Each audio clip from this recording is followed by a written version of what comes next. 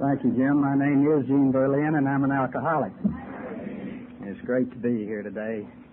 I want to welcome all of the folks from out of state and out of town and all the local people, many of whom I know here.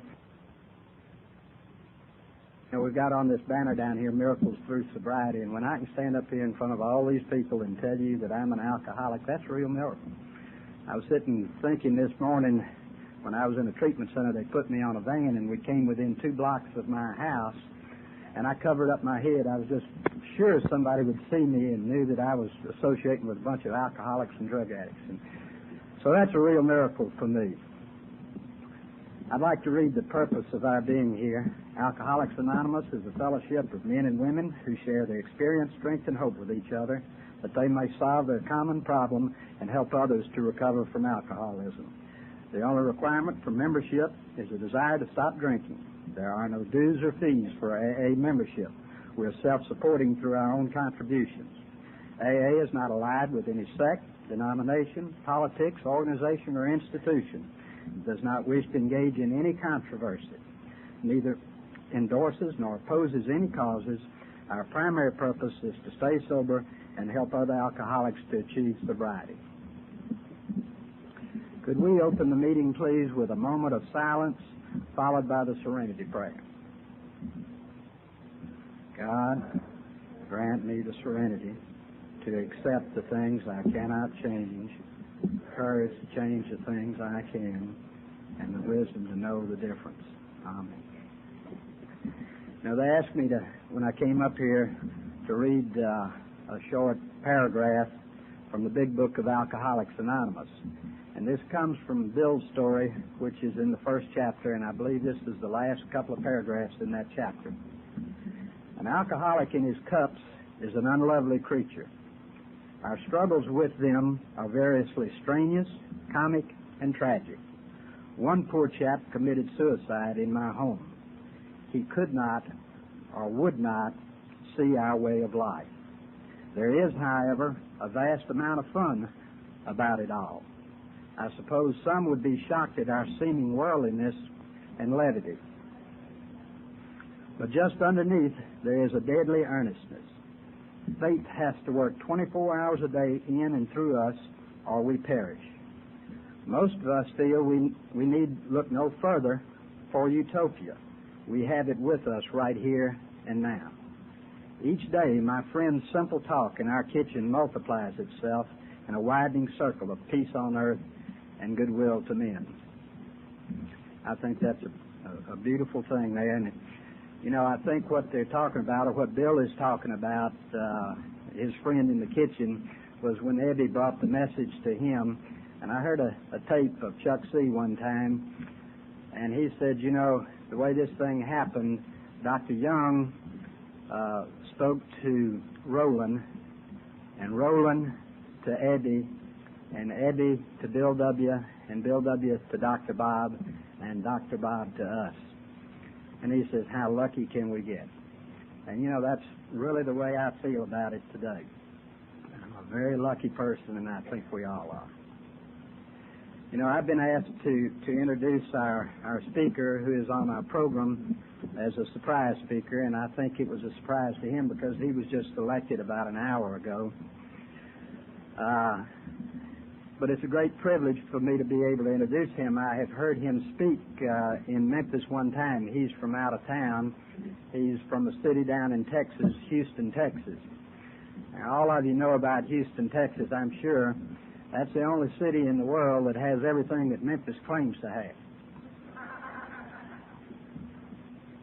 You know, the speaker got sober up in Greensboro, North Carolina, and moved to Memphis, I think, in 1976, and he attended this convention in 1976, and he was program chairman of this convention in the years 1977, 78, and 79. He left Memphis in February of 1980 and moved down to Houston. I don't want to take any more of his time, but it's a great pleasure for me to introduce our speaker today, Frank C.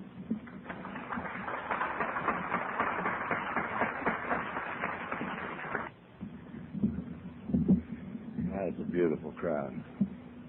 I'm an alcoholic. I'm a member of the Into Action group in Houston, Texas, and my name's Frank Clancy. Hi, everybody.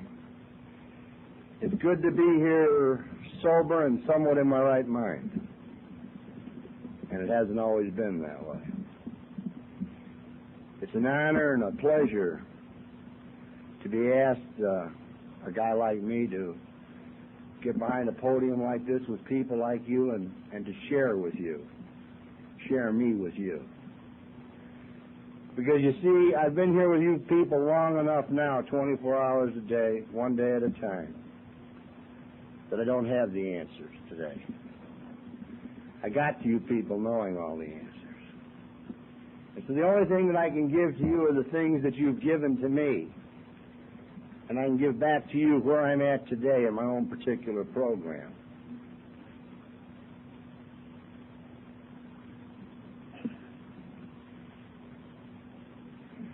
I didn't come here to this conference to speak or to be behind the podium. I'm returning to a city that's got a lot of memories for me. And there were memories of things that happened in sobriety.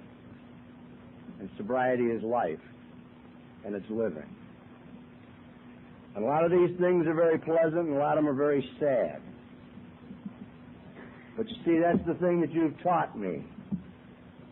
You've taught me that regardless of what happens in life one day at a time, that the blows that come to all of us, that it's not necessary to pick up a drink to escape. It's not necessary for me to run from my responsibilities anymore. It's not necessary for me to hide underneath the guise, oh, I'm a poor alcoholic. I'm sober today. I'm as sober as I think I'll ever get, or as dry as I'll ever get. And that means I'm responsible for all my actions. Not to you, but to a loving God that you introduced me to. I knew of God intellectually when I came to you people, but I did not know him because I had never met him. And where did I meet him? I met him in you, and you, and you, and you. Because I believe each and every one of you are God. Because he's in the air that you breathe, and if he's in the air that you breathe, he's down deep inside of each and every one of you as he is in me. So you are God and I am God. And he works through people. And he gives me his will today, not mine. And it's a beautiful thing to have been here with you folks long enough that today the only thing I seek for me is his will. I don't ask for anything today for me. I've learned that from you. You see, by asking for me and not getting what it is I want because of my self-centeredness, I become very disappointed, disenchanted, and depressed. I get angry, and I get afraid. And I don't have to do that anymore. It's not necessary. You see, complete love would be me not wanting anything at all for me, but wanting everything for you. I don't believe it's attainable because I'm a human being. But I think it's one of those things that it's beautiful to be able to strive for. And the longer a period of time and the better I'm able to live this way and practice these things, I'm able to find out more what true happiness, peace of mind, and serenity is. And these are the gifts that are given to me in sobriety. I don't represent Alcoholics Anonymous. I don't represent this conference. I don't represent AA in Texas or anywhere else. And therefore anything that I might say is my own opinion. It's my own opinion. But I'm going to warn you to be careful how you criticize me because you taught me. And if you want to criticize me, you're criticizing you because I learned everything I got from you. Learned everything I know today from you. came to this fellowship with all the answers to all the problems of everything in the world. Everything. Excuse me. I knew so much that it was impossible for me to learn anything. Because when you think you know everything and you think you're a genius and you think you're God, although I didn't say that, but I acted that way, there's no open-mindedness and there's no room to learn and there's no room to share and there's no room to love. And you people said, come on, come back. Stay here with us. It'll be all right. And I didn't believe you, and I didn't like most of you. I thought you were a weird group. And I thought once again I got screwed by God. It's been happening all my life. Why should I think it was any different now? But I didn't exactly have any of the places to go that I wanted to go because I'd used all of them up. I'm a person that believes, for me, that every answer to every problem that I'm confronted with in life lies in the first 164 pages of the big book of Alcoholics Anonymous. And you can believe any damn thing you want. That's okay with me today. I'm not going to try and hammer it through your head no more than the man in the moon. But I believe the answers are in that book. I've been a member of a big book study group since I've been in this fellowship, or after a year of sobriety. And I'm amazed today, sitting around the room in the big book study meeting on Monday night and also on Tuesday night in Houston, but today I belong to two of them, to hear some of the things, the experiences that are shared by people with 3 months and 6 months of sobriety from the paragraph that's read. Because we don't have a teacher in the big book study meetings I go to. We have a sharing of our experience and our feelings with one another. And I learn far more from new people in this fellowship of Alcoholics Anonymous than I do with a lot of people that have got long-term sobriety that are fixed and set in their ways. Because they're talking honestly. They haven't had a chance to learn a lot of the things you need to say at meetings. And at those groups, it's voluntarily you talk. We don't call anybody. You read 1 or 2 paragraphs, and you share your experience or comments or past, and we keep talking on those paragraphs as long as anybody wants to talk. One of those groups and one of those meetings we started in May. We're on page 58. 58. You see we're not in any hurry. 1 hour, one night, we covered 2 paragraphs. Another night, 1 paragraph. Somebody said, well, let's hurry up and get through with this thing. And I said, where the hell are you going? Where are you going when you finish? I don't know where they're going. I'm going to start on page 1 all over again. Roman numeral 1, that is. Because I don't have anywhere to go. I don't graduate. I don't get any certificates or any degrees. You people have told me that. I come here to this deal, and what did I do? I bought a big book, and I put it up on the shelf. I thought it was something you did like you did with wedding pictures when you get married. You know, you got to have them. You buy them, and you put them up, and you never look at them. And I bought a big book, and I put it up, and I never looked at it. And I went to a conference like this over in North Carolina, over in Blue Ridge. And I heard 3 guys get behind the podium that weekend, or 3 members of Alcoholics Anonymous, and every last one of them talked about the big book. And they talked about the program of Alcoholics Anonymous. And they told me that the program of Alcoholics Anonymous was the 12 steps of Alcoholics Anonymous. As good and nice as the fellowship and friendship might be, the comradeship, the discussion meetings, I learned that the program is the 12 steps of Alcoholics Anonymous, and I must apply them and live them in my life one day at a time if I'm to be sober, calm, and have peace of mind and be free. And you know, it's a very slow, ongoing process. I don't want anybody here to think that I'm well. I'm damn sure not. And I'm a long way from it. But after a number of 24 hours with you people Today, I at least know that I'm not well. Today, I know how much I don't know, and that's new for a guy like me.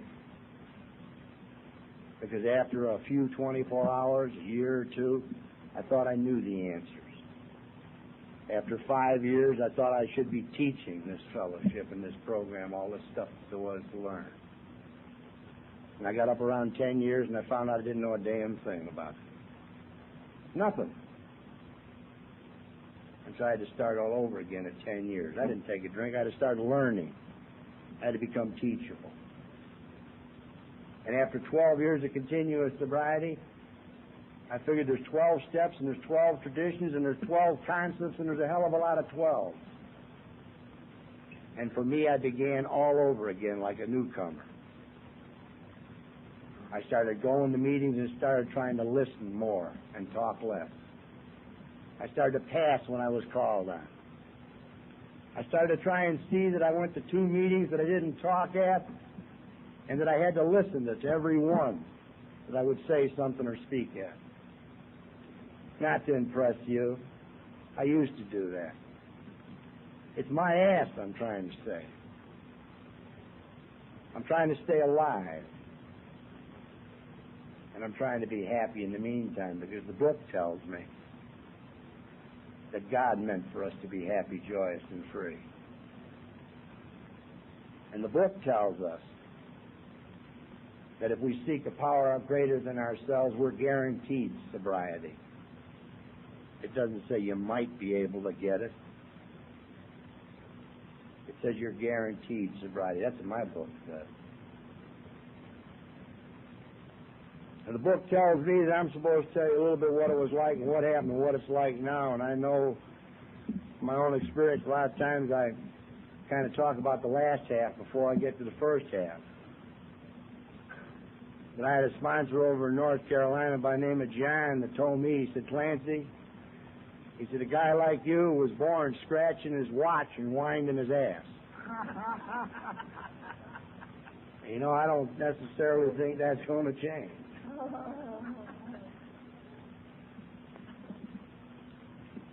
I didn't aim out to be an alcoholic. I didn't set out to be one of those at all.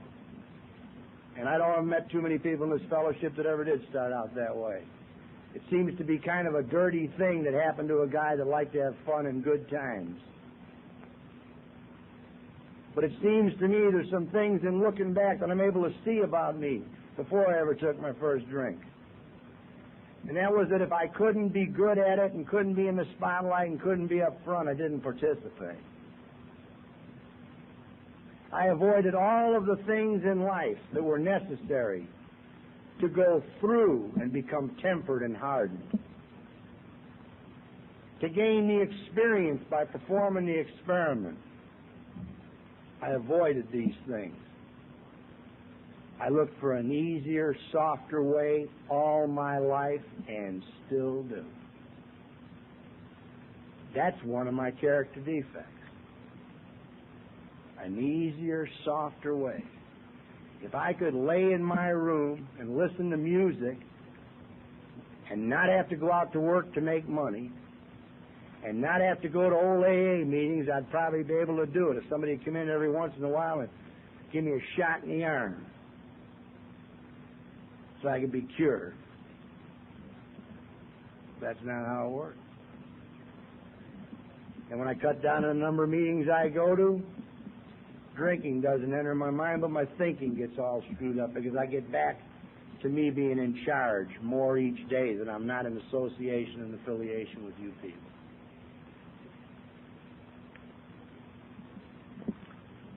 I never did like to spell. And in grade school, I can remember being in that room and raising my hand and asking that teacher how to spell a word, and she said, go look it up in the dictionary. And I remember going over the side of that classroom and looking at one of them great big old dictionaries, opening the pages to look up the word ketchup, not knowing if it began with a C or a K. And I felt like every kid in that classroom was snickering at me and laughing at me, and I was humiliated and I was embarrassed. And I can remember the anger at that teacher for thinking Here's an individual with all this great knowledge who's supposed to be here to share what she has with us. And the only thing she really wants to do is embarrass a little fellow like me by sending him up and asking him to look up a word in the dictionary.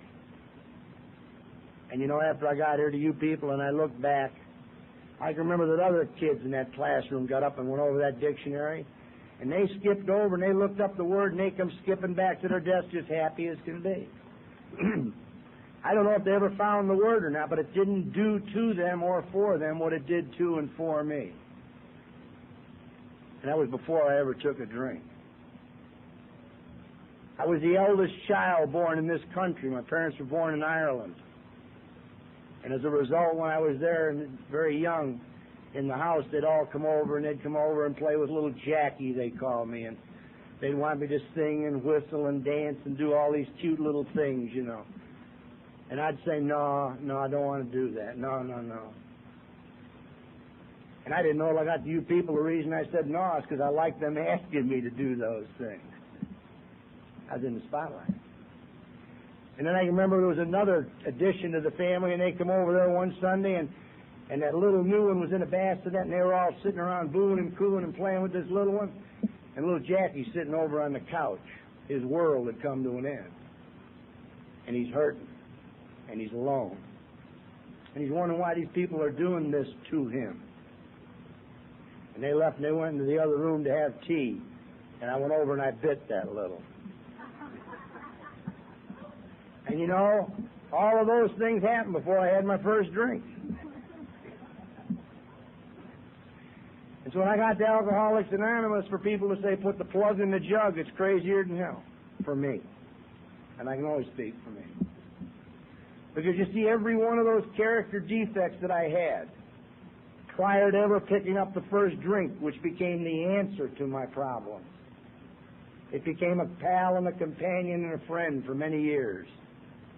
And how many years really doesn't make any difference. The day I quit drinking, they were all still there, bare, naked, and hurting.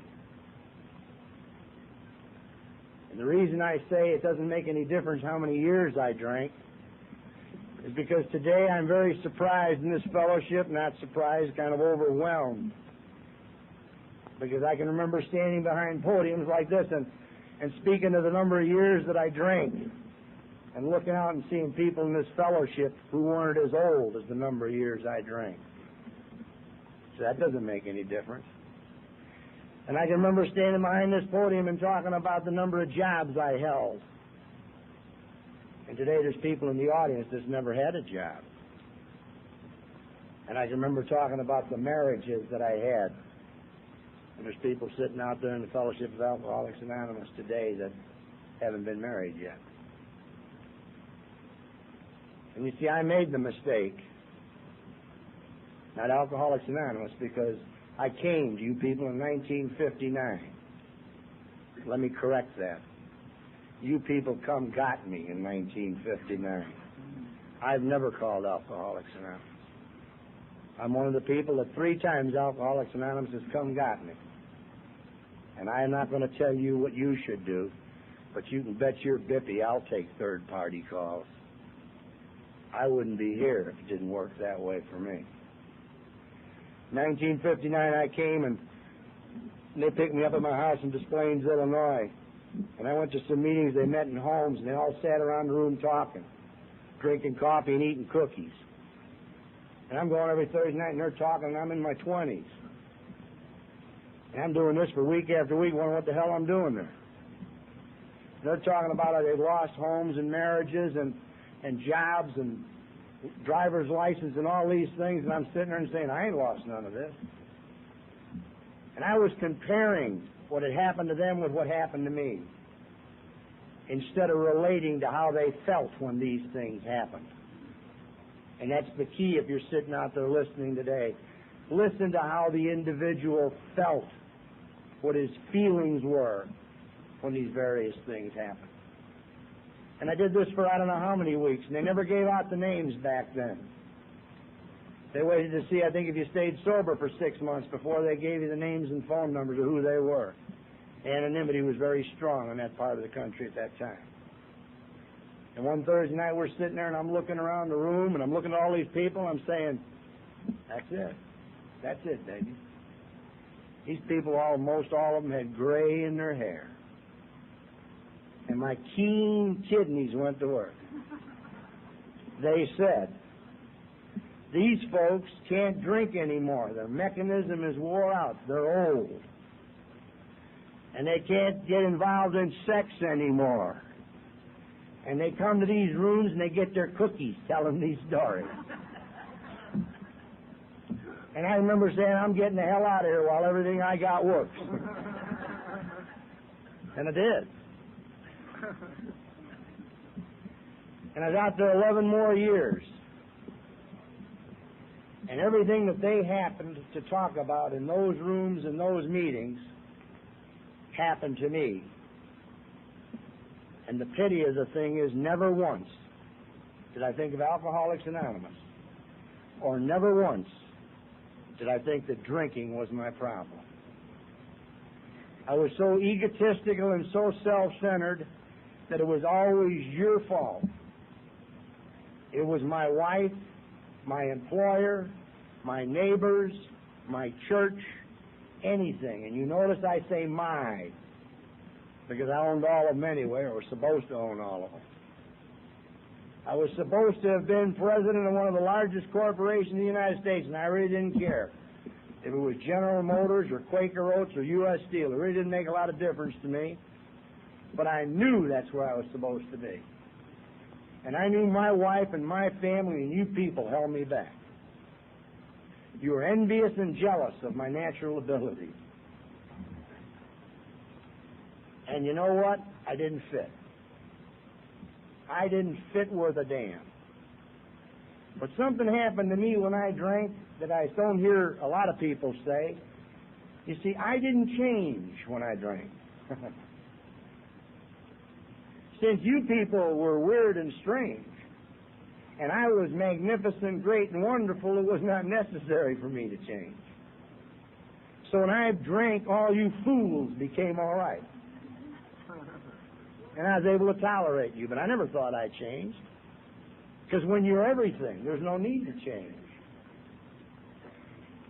And I was able to associate with you a little better.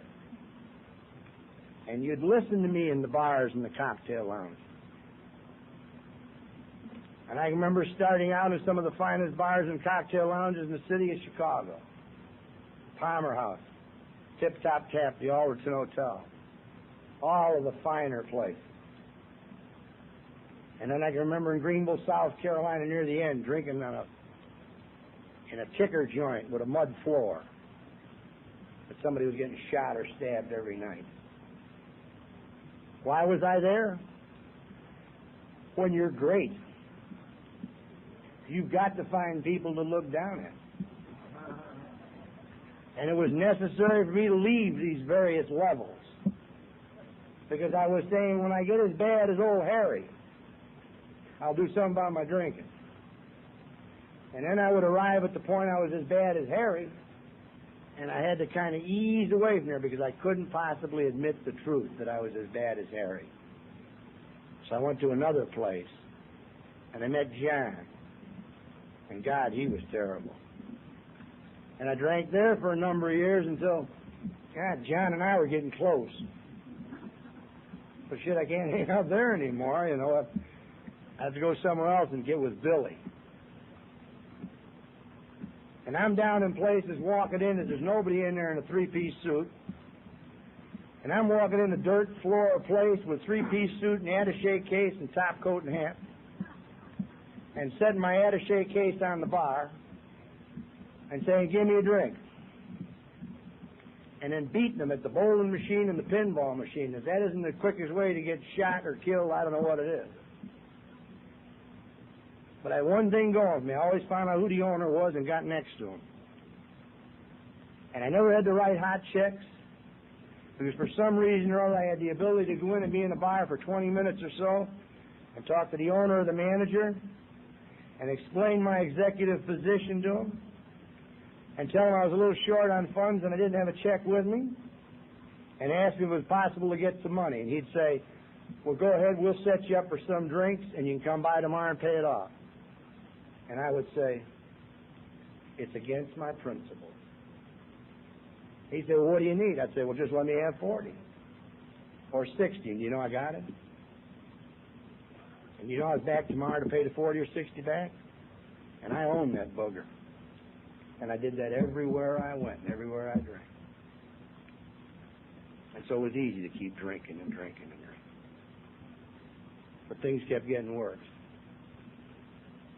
We went to a lot of places. We went from Chicago to Milwaukee, to Montgomery, Alabama, to Greenville, South Carolina. And here I'm in Greenville, South Carolina with a wife and 4 daughters, and we've talked about divorce. And we've talked about separation. And we see the same lawyer. And I know it's getting close to the end, so I pack my bags and I leave. And I moved into a motel. And I lived there for a little bit, and then I got a rooming house. And I finished up the project I was working on. I was setting up an entire system for Daniel Construction Company to order their forms for all over the world.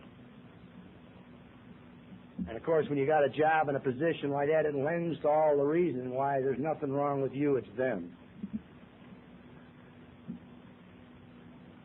And all of a sudden I knew, and I went to the boss and I told him I was going to have to leave because I couldn't stand living in the same town with my wife, or ex-wife. And he said, okay, and he gave my last paycheck to my wife. And I left Greenville, South Carolina with a suitcase, a parachute bag, and $10.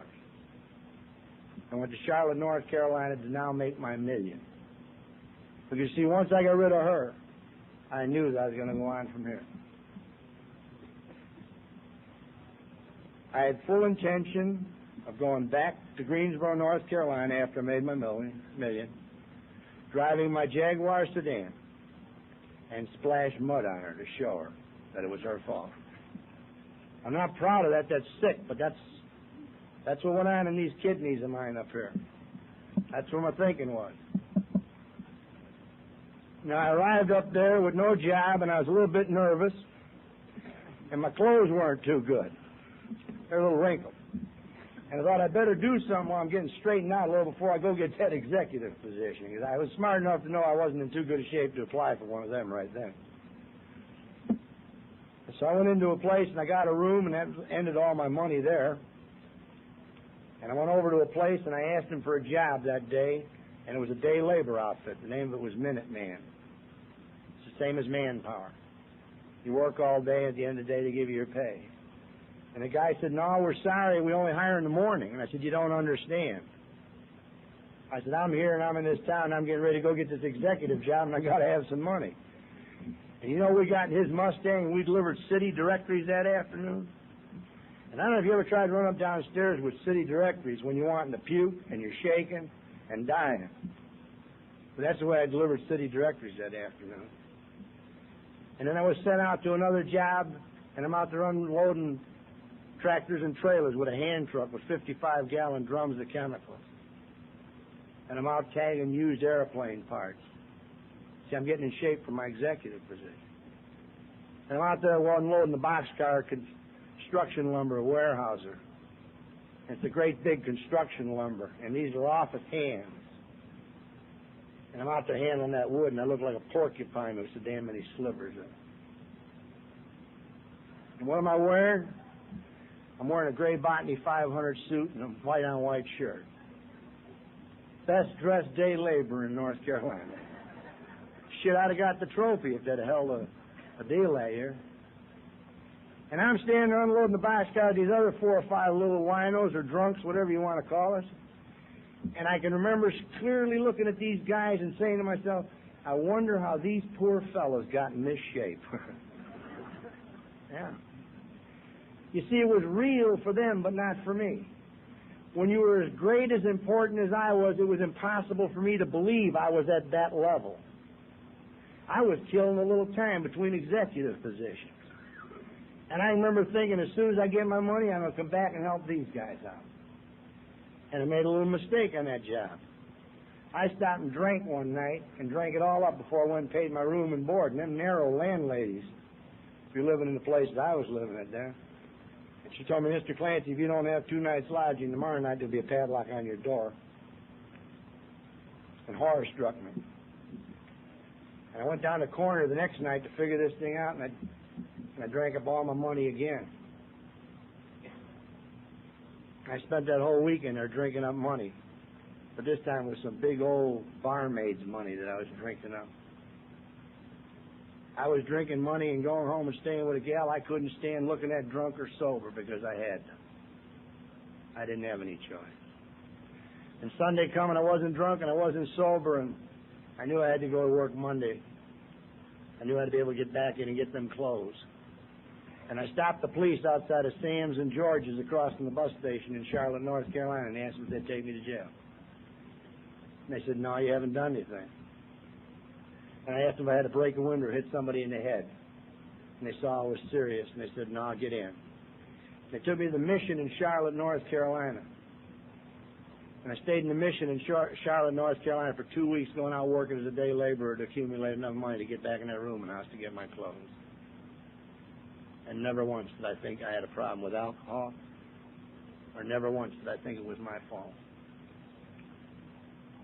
I called my sister and went on up to Chicago, and I went with a store up there in the produce department of a chain store.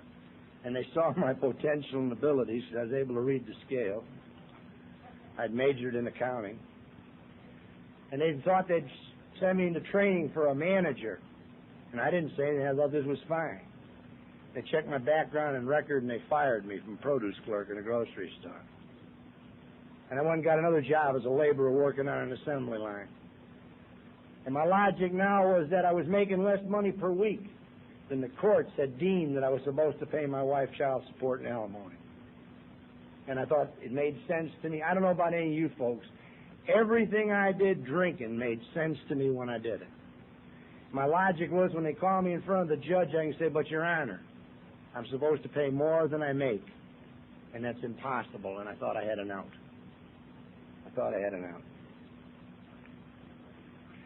I went to Alcoholics Anonymous in 1966 because my sister asked me to go. Mary was born the same day I was, July 5th. I was born 1930 and she was born 1939. And I was her idol. And when I got up to Chicago, she saw me many pounds underweight, hair long and shaggy, eyes sunk in the back of my head. And this was not her pride and joy brother. And she said she was having a problem with drinking. She'd been going to Alcoholics Anonymous now for 4 or 5 years and wanted to know if I'd come. And I said, sure. And I went to the Mount Prospect group of Alcoholics Anonymous outside of Chicago, Illinois, my little sister, to see if you folks were okay for her to associate with. Because I didn't have a problem. And it met at the Mount Prospect Country Club, and there was a lot of Continentals out in front and Cadillacs and everything else. And I put my stamp of approval on you people for my sister to associate with. And I'd like to tell you, my sister got serious about things, gained 9.5 years continuous sobriety in the program of Alcoholics Anonymous. But somewhere in there, after 4.5 years or so, she drifted away from the fellowship, the meetings. Then she drifted away from her contact with other members. And she drifted away talking to her higher power in the morning. And she drifted away from sobriety. She got on codeine and had to drink to get off the codeine. It took her 2 years to get back to the fellowship of Alcoholics Anonymous, but that's her story. And last April, she celebrated 4 years continuous sobriety in the program of Alcoholics Anonymous. And when that happened to her, she called me and she said, "Fran, I'm terribly sorry." And I said, "You don't understand, Mary. I want to thank you. You got drunk so that I could stay sober. You showed me that that's not how to live the program of Alcoholics Anonymous, by fading off into the sunset." And I said, one thing is, you're coming back to Alcoholics Anonymous after 9.5 years continuous sobriety, younger in age than I was when I first got here, and finally got here, I mean. And so she still's got many more years ahead of her. But that's not my story. She'd drop me off at my rooming house after the meetings, and I'd race down to the corner and drink some more. I was unemployed finally from another job, UNLOI Steel. They were paying off the people that were hauling the freight, and I became dispatcher with fifths of Jack Daniels Black Label. And God, if there's anything in this world I love, it's Old Jack. And I had my locker full, and I was sitting there drinking a coffee cup one day when I slid right out of my chair. And we just put in a rule: anybody caught drunk on the job be fired, and I was the first one to get fired by that rule.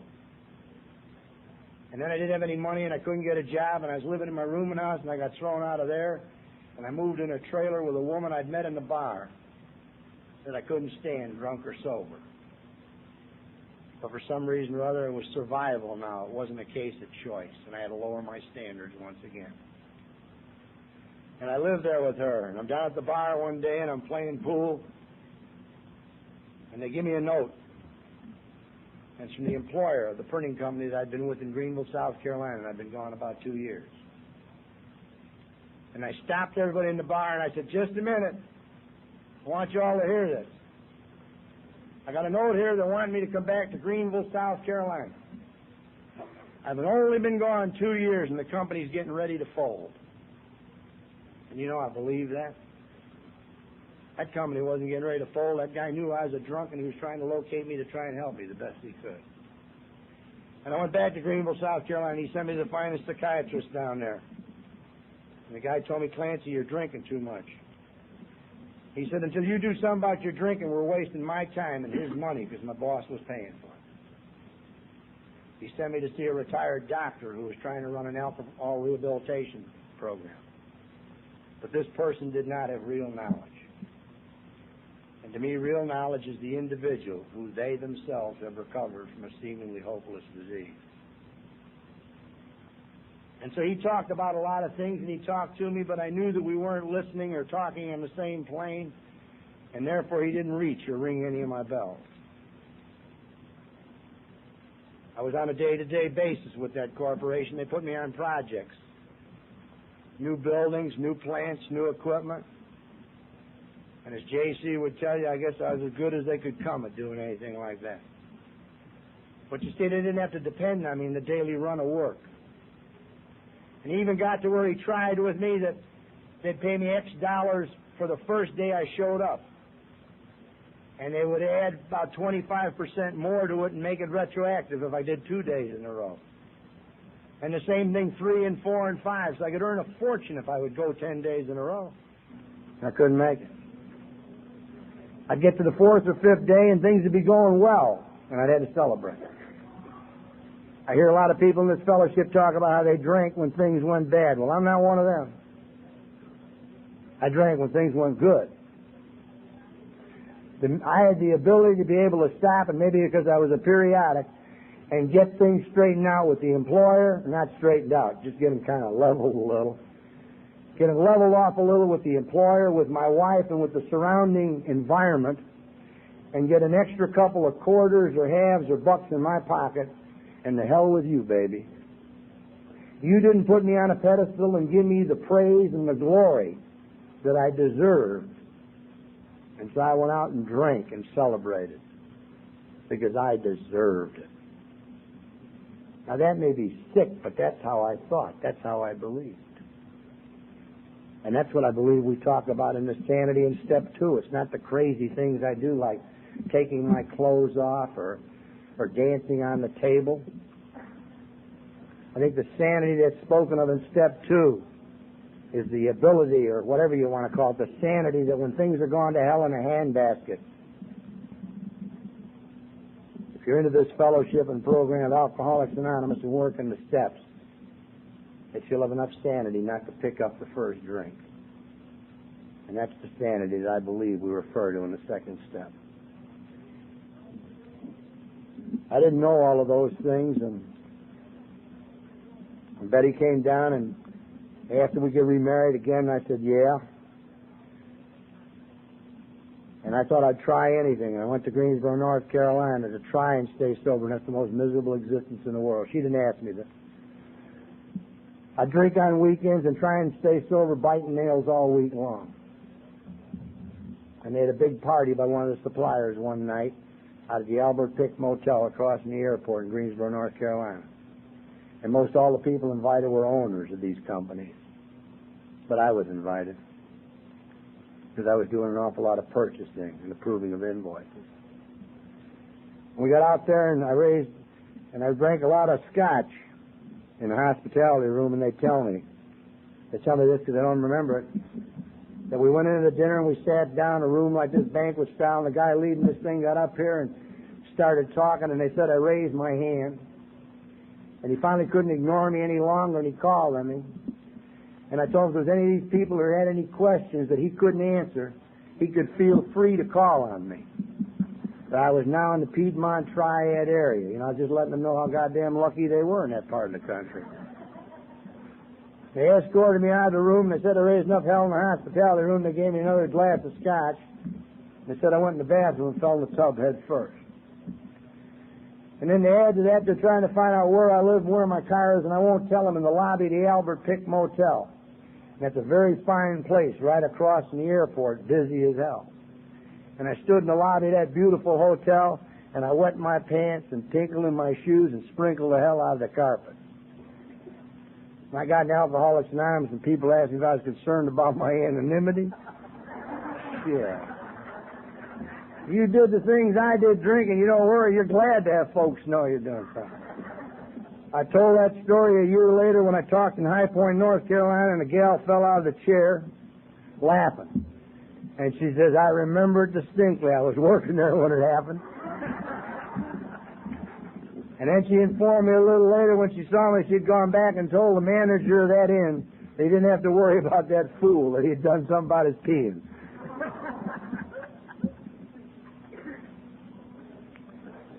They took me to a motel, King's Inn, that night because I wouldn't tell them where I lived. I woke up the next morning wet and scared and afraid, looking behind the blinds. And I went up and I sat down and get the only answer I knew how, and that was take another drink. And I went and saw the chairman of the board come in, and he got me, and he took me home because we had a long-range planning meeting that afternoon. He wanted me back, and he said, Clancy, go home and get rest. I need you back here. And 2 or 3 days later, he called me and he talked to me. He said, Clance, he said, you joined a company. We're either going to beat this thing together or we're going to go down together.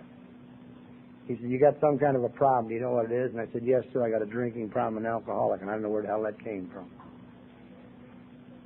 And we went on a little bit, and he said, you know, the only one who can do something about it? And I said, yes, sir, me, and I don't know where that come from. I was getting ready to leave, and he said, Clance, he says, there's a guy here by the name of Jim that used to own his own printing company. You might talk to him. Maybe he can help you. And, you know, I wasn't able to go to Jim. I wasn't able to ask him.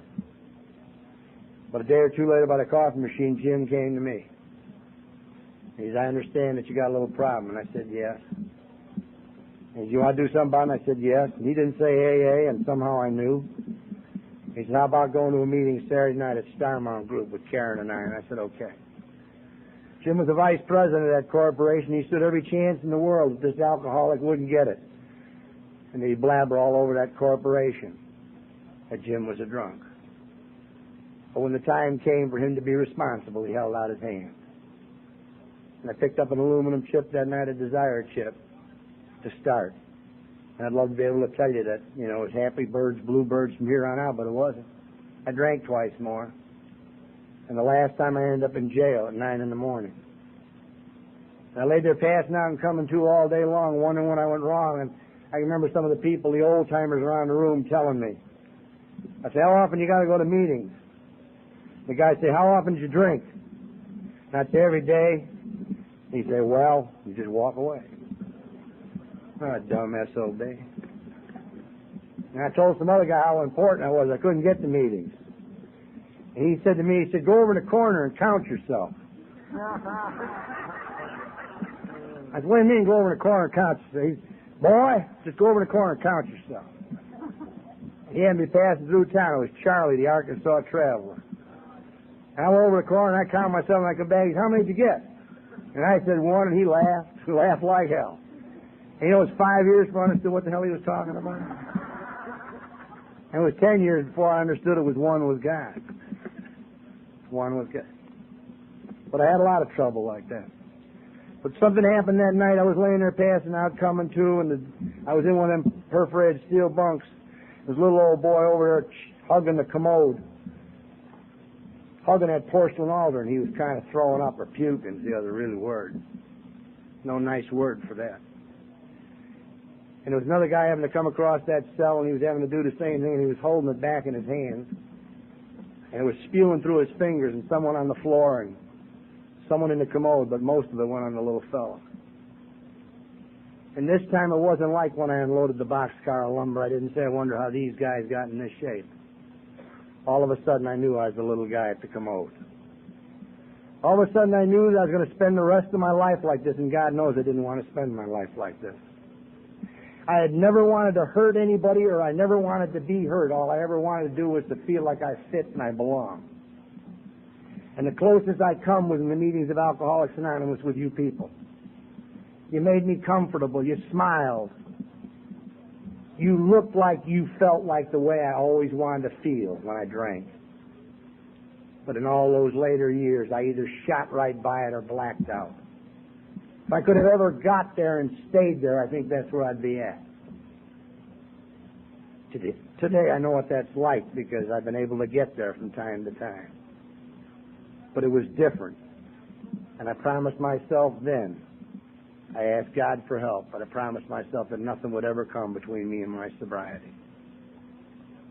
And one day at a time, you people have kept this drunk sober since April 15th, 1970. And to you, I'm eternally grateful. But don't take too much credit because God used you, remember that. As long as we will work towards emptying self of self and clear away the wreckage of the past, we can become an instrument for God to use it. And I didn't even know what that word meant when I got here. You people have taught me that God is love, that God is expecting nothing in return but just me freely given of myself to you and to other people. At first, only those that are alcoholics in this program. And as time goes on, I have to practice these principles in all my affairs. And I have found it greatly amazing how this works when you practice these principles in your work life.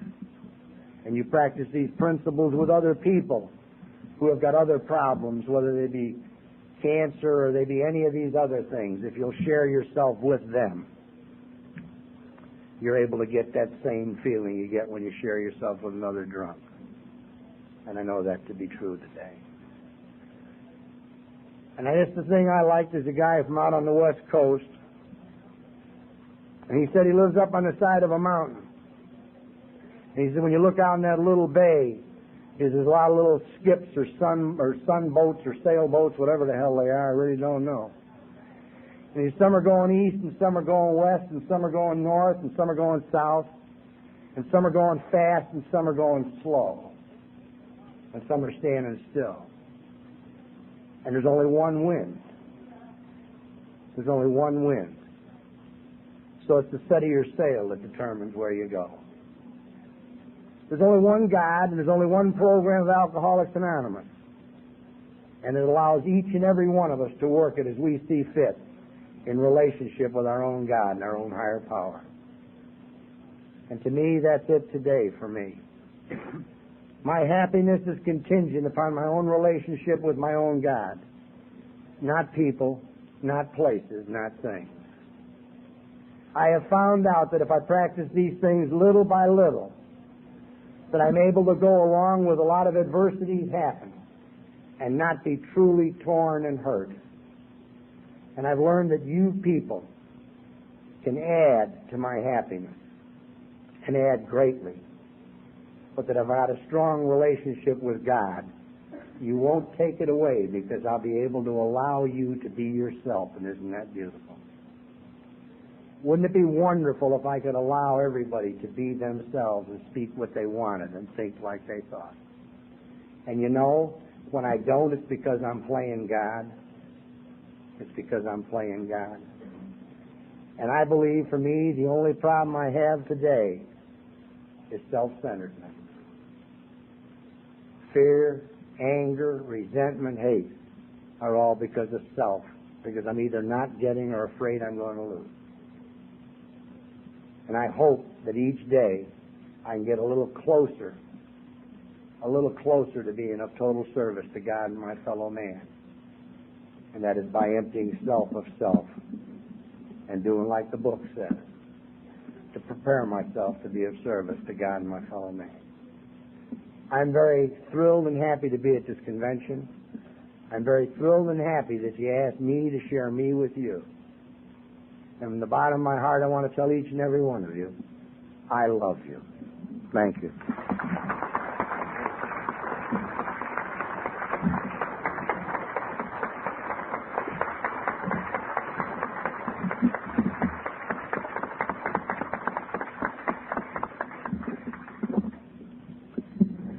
Frank, that was beautiful. Somebody told me in this program, if it's beautiful, it's love. And that was a beautiful talk.